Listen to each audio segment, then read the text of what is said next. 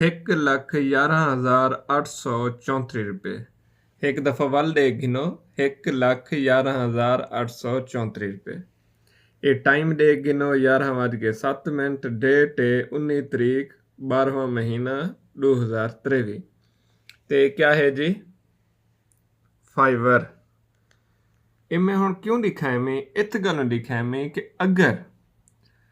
एक फाइवर दा अकाउंट ਤਾਂ ਕੋ ਲੱਖ ਰੁਪਇਆ ਦਿੰਦੇ ਇਹ ਲੱਖ ਰੁਪਇਆ ਹਫਤੇ ਦੇ ਥੀ ਸਕਦੇ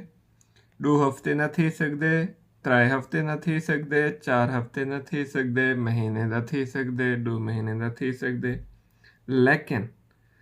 ਸਬੂਤ ਇਹ ਹੈ ਕਿ ਫਾਈਵਰ ਦੇ ਉੱਤੋਂ ਲੱਖਾਂ ਰੁਪਏ ਕਮਾਏ ਬਣ ਸਕਦੇ ਨੇ मैं तो आपको आदा फाइवर पे काम करो 2 लाख महीना कमाओ 3 लाख महीना कमाओ 1 लाख महीना कमाओ कुछ मार का मजाक समझते हैं आज मैं अकाउंट खोल के दिखा मैं खेडे गिना